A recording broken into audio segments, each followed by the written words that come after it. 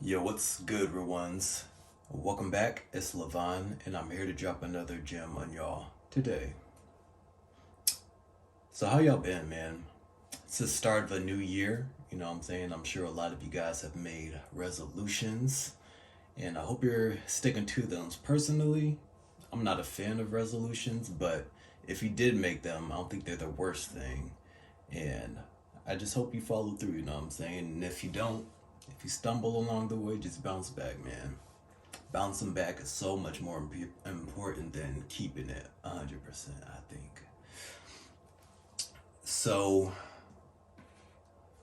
kind of along those same lines, there's been somewhat of a theme on my channel recently, and it's been revolving around, if I'm to make some kind of connection, it's been revolving around just being somewhat at peace with yourself, you know what I'm saying, and coming to terms with the thoughts, the emotions, the internal experiences that you have as you go throughout your day, as you go throughout your life. And in this video, I want to talk specifically about a choice that we all have to make as we go throughout our days, man.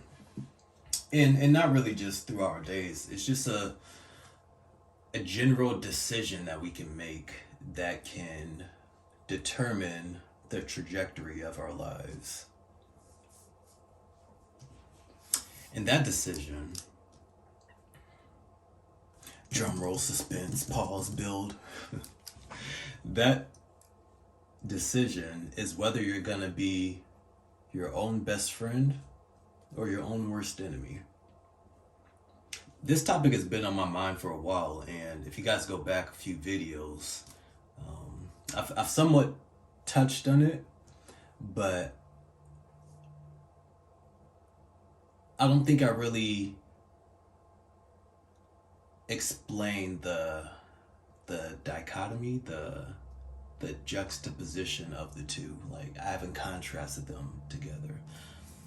So, right now, wherever you're at, maybe you're somewhere in between, but along the way, whether it's conscious or a subconscious decision, and we want to progress to making a conscious decision of being your own best friend. But subconsciously, you're probably doing one or the other if you haven't actively thought about it. And this is such a important decision for us to make, because how we talk to ourselves, how we engage with our own internal world, if you will, you know, that will determine the way that we move when we're out and about. Or, you know, conversely, that can determine whether we take action or we're inactive. Even that inactivity is a result of the decision of whether you're being your own best friend or worst enemy. And I think you could be your own best friend and, you know, not be taking action as well. I think that could be a thing. But if you're in alignment, then you'll be strongly, like, significantly moving towards one or the other side, one or the other. So what does being your own worst enemy look like first? Let's go over that. I think there's many ways that we can be our own worst enemy. I believe a lot of it is subconscious. You know, we might not even be aware of the things that we're doing or lack thereof that's putting us in that category. For me, at times in my life, I think it's looked like, you know, just having negative self-talk, negative internal dialogue, you know what I'm saying? That's looked like just talking down on myself, or being too hard on myself, being a perfectionist even, which on the surface can seem like a good thing, but that could really hold you back in various aspects of your life, right? if you're trying to be a perfectionist and then, you don't, it keeps you from taking action because you want to do things perfectly, and that like adds stress over like smaller things.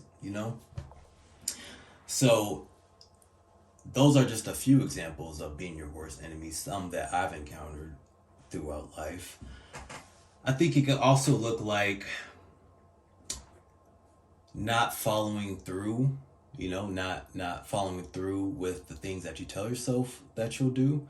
I think that could also look like not standing up for yourself, or not expressing your actual desires, not bringing those things into fruition, or even communicating what your internal desires are to others. I think that can also look like sabotaging, sabotage of, your goals, your relationships.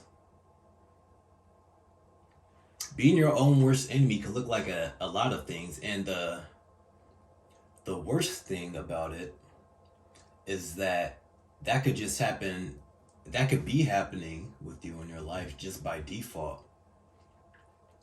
Now, that's a lot of people's default state of being, I think. If you weren't raised and you weren't given the tools, to have the understanding of being there for yourself and how important that is,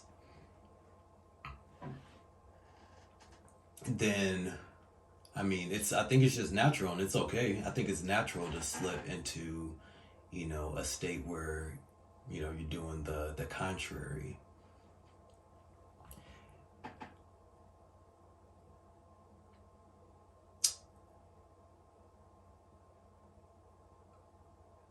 If you think about it, this is really important because, all the people that you do rely on in your life, all the people that you consider your close friends, your best friends, your brothers, your sisters, you know what I'm saying, your the people closest to you, your ride or dies, your A1 day ones, all of them.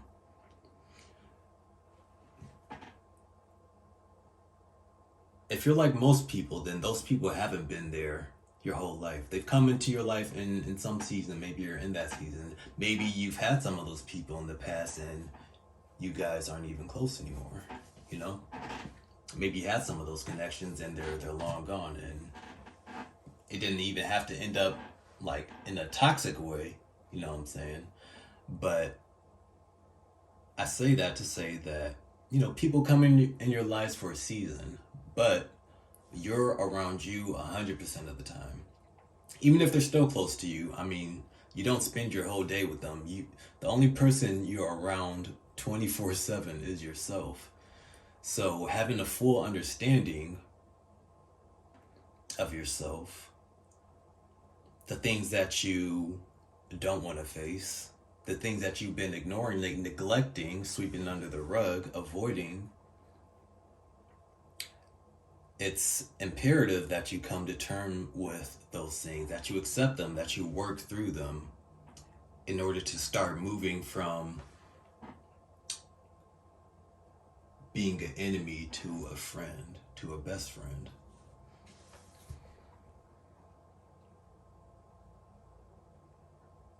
I think a lot of us are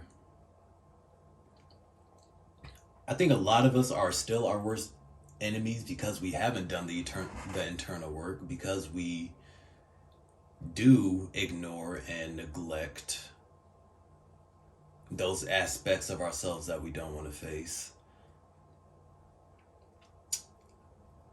I think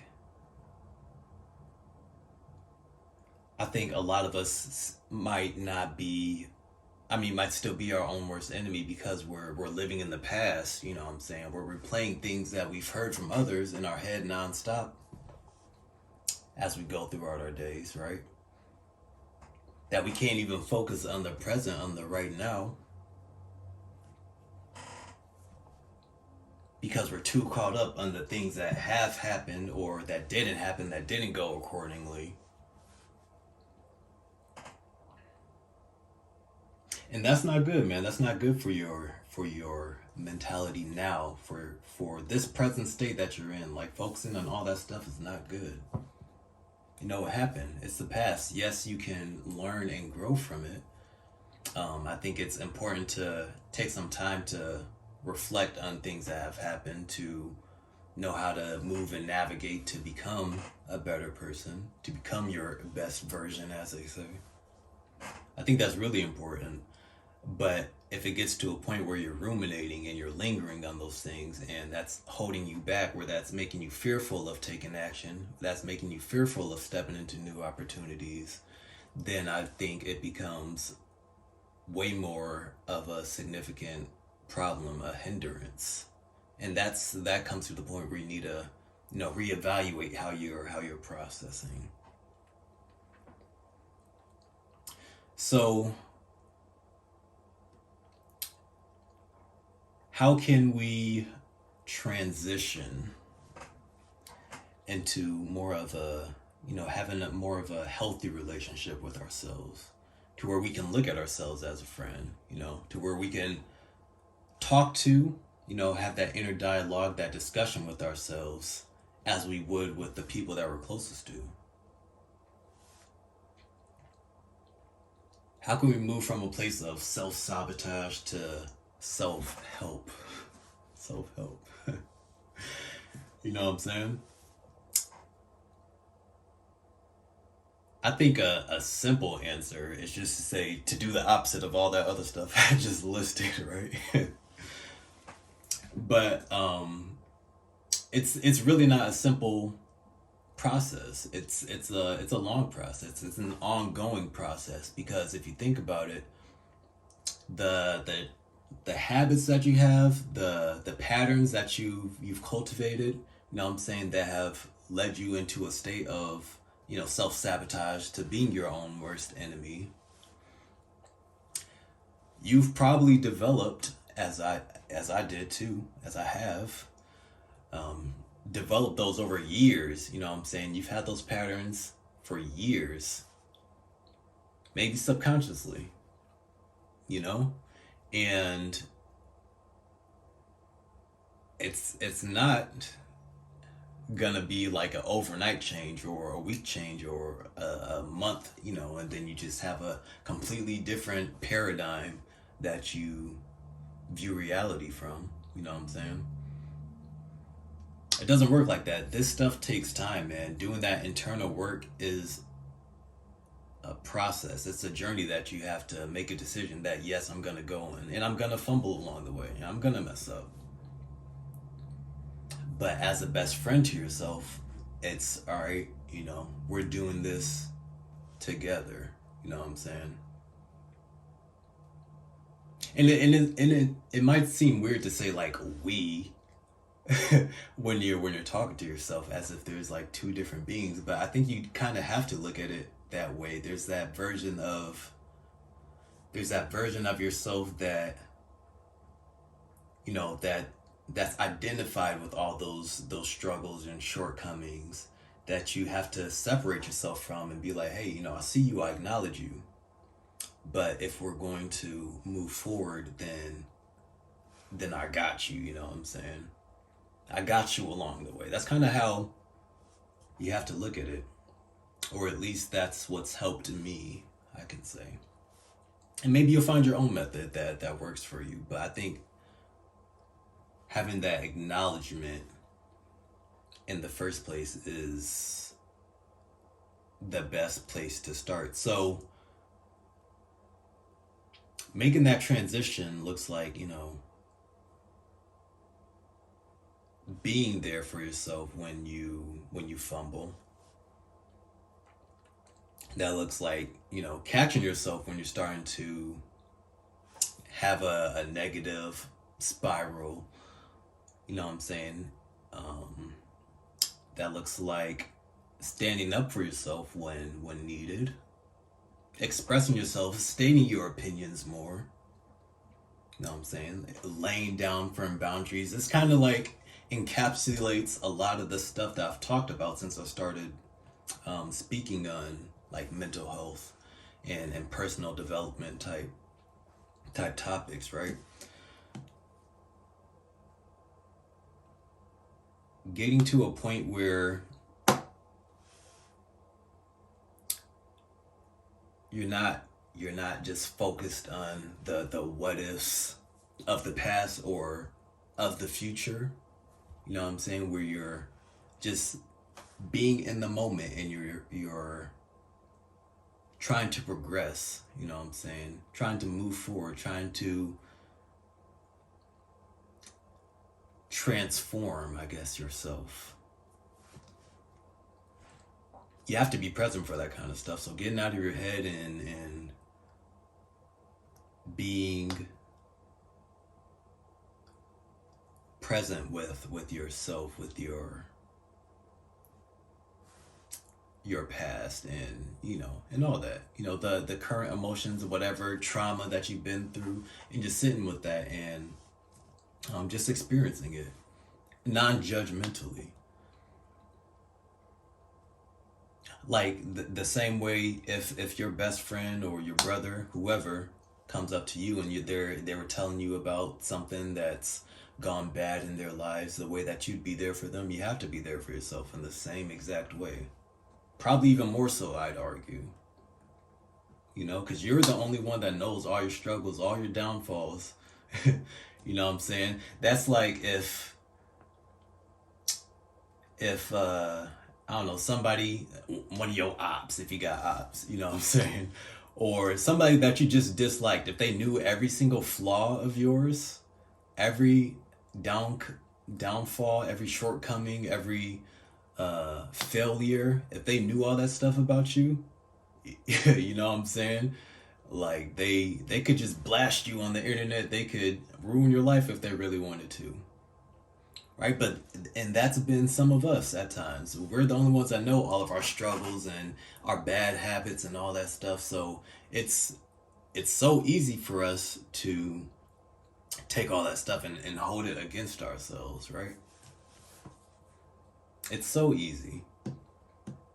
But you gotta fight back, man. You gotta start fighting back. It's imperative, it's paramount that we at least start along this journey. And it's gonna look different for everybody. Stop all the comparisons, man. That's another way you can be your own worst enemy.